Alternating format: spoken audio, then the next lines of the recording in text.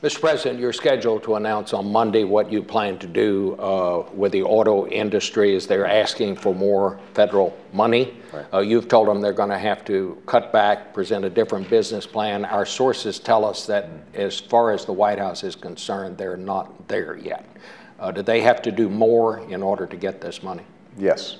They're not quite there yet. There's been some serious efforts to deal with a combination of long-standing problems in the auto industry and the current crisis, which has seen the market for new cars drop from 14 million to 9 million. Everybody's having problems, even Toyota and other very profitable companies. And so what we're trying to let them know is that we want to have a successful auto industry, U.S. auto industry. We think we can have a successful U.S. auto industry, but it's got to be one that's realistically designed to weather this storm and to emerge at the other end much more lean, mean, and competitive than it currently is. And that's going to mean a set of sacrifices from all parties involved: management, labor, shareholders, creditors, suppliers, dealers. Everybody's going to have to come to the table and say it's important for us to take serious restructuring steps now in order to preserve a brighter future down the road. But they're not there yet. They're not there yet. You campaigned on cutting taxes for the middle class. And yet lately, I don't see any middle class tax cut in the version of the budget that's going through the Senate right now. You have suggested that maybe you'd let the tax cut you put for the middle class in the stimulus bill run out next year. Can you tell us, are you still pushing a middle class tax cut? I know you said you want the Congress to follow the principles you set out, your priorities, education, reducing the deficit, health care, and so on, and education. But have you abandoned the middle class tax cut? Absolutely not. Now, first of all, let's understand, Bob, I've delivered that middle class tax cut for 2 years in the stimulus package. So people will be getting... This year and next year. That's right. But are you going to let that run out? Hold on a second. They'll be seeing their tax cuts in their paychecks starting on April 1st for 95% of working families, just as we promised. I strongly believe that we should continue those tax cuts. We should make them permanent because the average worker out there, the average family, saw their wages and incomes flatline even during boom times over the last decade. And there's been a huge growth in income at the very top echelons, but not for average American workers. They've been losing ground. So I think it's the right thing to do. What I've also said, though, is we've got to pay for it. Now, in my original budget, we had a way of paying for it. And some of the proposals that we had made, members of Congress have said, well, we're not quite comfortable with that. So what I've said is, if you don't want to pay for it in those ways, let's find another way to pay for it. I think it's still the right thing to do. And I'm going to be pushing as hard as I can to get it done in this budget. If it's not done in this budget, then I'm going to keep on pushing for it next year and the year afterwards so that we don't see a drop-off after the 2 years the tax cuts are out there. The Congress may want to find a different way to pay for it, but you're going to insist on a middle class tax cut. I want to ask you also about these bonuses and all that on Wall Street. Congress expressed outrage. You seemed outraged.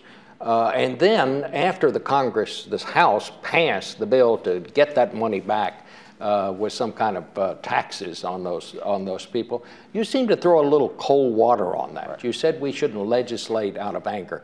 Have you now, on reflection, decided that maybe you let that go a little too far?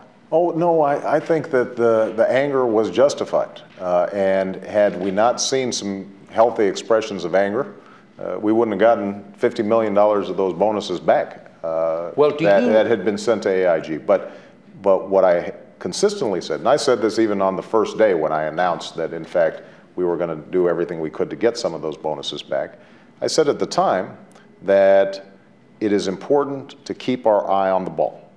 My most important job is to get this economy moving again, to get credit flowing again so that businesses, large and small, can start rehiring, open their doors, and we can start seeing economic growth again. That's my most important job. What I don't want is that larger project to be threatened by short-term gratifications of our legitimate frustrations with some of the behavior that we've seen on Wall Street. And I met with bankers, some of the... Did you talk about that in your big meeting with the bankers here at the White House? I talked to them, and what I said was, look, first of all, there are a lot of bankers that are doing good work in the community, that are acting responsibly, that haven't taken huge risks.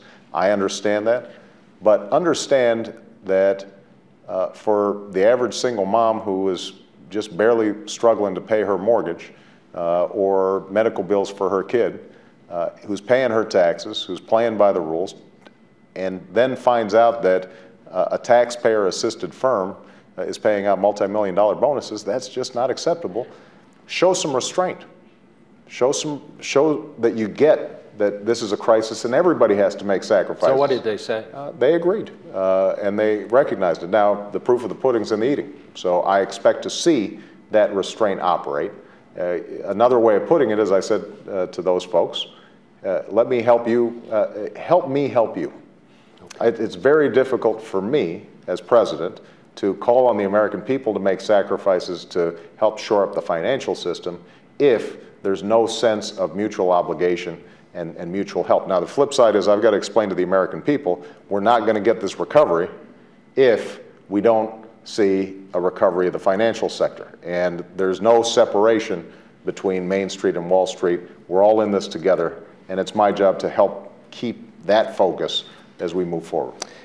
One more question, Mr. President. This week, I went down to Monticello, Thomas Jefferson's home, where they have this wonderful new visitor center. And one of the historians down there reminded me that Thomas Jefferson once said the presidency is a splendid misery. But at the end of his term, he also said, quote, that the presidency had brought him nothing but increasing drudgery and a daily loss of friends. I just wonder, have you lost any friends yet? I don't think I've lost any friends, but I'm sure I've strained some friendships. Look, this is an invigorating job.